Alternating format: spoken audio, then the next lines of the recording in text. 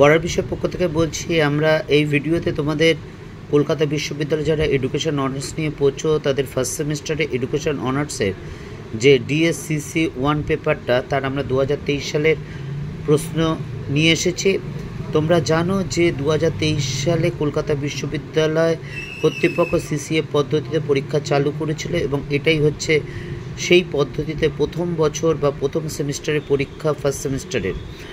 এই ডিএসসিসি পেপারটা 75 নম্বরের পরীক্ষা হয় এবং বিষয়টা হচ্ছে introduction and philosophical foundation of education. এতে 75 নম্বরের পরীক্ষা হবে, দেখতেই পাচ্ছ, এবং মার্কস ডিভিশনটা হচ্ছে, চলো দেখি বাকি প্রশ্নটা। 10 নম্বরের একের দাগেরটা দেখো, 10 নম্বরের 4টে প্রশ্ন থাকে, দেখতেই পাচ্ছ। তোমাকে 3টে প্রশ্নের উত্তর লিখতে হবে, অর্থাৎ 30 নাম্বার। এবার 2 দাগের দেখো, যে কোনো 5টি প্রশ্নের উত্তর লিখতে হবে। 5 নম্বরে 6টা প্রশ্ন থাকবে, তোমাকে 5টা প্রশ্ন লিখতে হবে। এই হচ্ছে 5 নম্বরে 6টা প্রশ্ন, যেটা যার মধ্যে তোমাকে 5টা লিখতে হবে।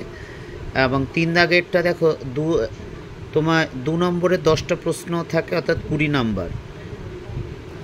এই যে 2 নম্বরে 10খানা কোশ্চেন,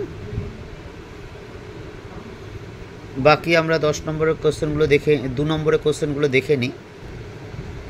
বাকি 2 নম্বরের কোশ্চেনগুলো এবার দেখতে পাচ্ছি ইংলিশ ভার্সানে 10 নম্বর এবং 5 নম্বরের প্রশ্ন। তোমরা জানো আমরা পড়ার বিষয় পক্ষ থেকে হিস্ট্রি এবং এডুকেশন অনার্সের এবং হিস্ট্রি, পল সায়েন্স, ফিলোসফি, এডুকেশনে মেজর এবং মাইনরের নোট বা সাজেশান দিয়ে থাকি, এবং ফার্স্ট এবং সেকেন্ড সেমিস্টারে সিভ্যাক এবং ইএনভিএস আমরা নোট বা সাজেশান দিয়ে থাকি, যা 2025-26 সালের মধ্যে দেওয়া হয়ে গেছে। এছাড়া ফার্স্ট, সেকেন্ড, থার্ড সেমিস্টারে যে তোমাদের আইডিসি পেপার থাকে এবং তোমাদের যাতে হিস্ট্রি, পল সায়েন্স, ফিলোসফি এবং এডুকেশন আছে, সেই আইডিসি পেপারের নোট আমরা সাজেশান দিয়ে থাকি, এবং আইডিসি 4টে সাবজেক্টেরই আমরা কিন্তু সাজেশান দিয়ে দিয়েছি।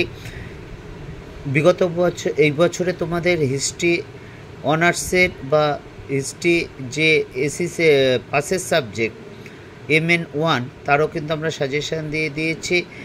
এবং যদি ভালো লাগে তাহলে অবশ্যই চ্যানেলটি লাইক করে, সাবস্ক্রাইব করে, বেল আইকন টিপে রেখো। এবং সবচেয়ে বড় কথা, আমরা বিগত বছরেও যে সেমিস্টারের সাজেশান দিয়েছি, রিসেন্টলি তোমাদের 4th সেমিস্টার পরীক্ষা হলো, এবং দেখো তাতে কি পরিমাণ কমন এসেছে। দেখে বিশ্বাস করো, দেখে যদি মনে হয় বিশ্বাসযোগ্য তাহলে চ্যানেলটা লাইক করে, সাবস্ক্রাইব করে, বেল আইকন টিপে রেখো। আর তা না হলে কিন্তু অবশ্যই সাবস্ক্রাইব করবে না, কারণ তোমার দরকার না হলে, প্রয়োজন না হলে অবশ্যই কিন্তু করবে না। পড়ার বিষয় পক্ষ থেকে এতটুকুই। অগ্রিম শুভেচ্ছা রইল।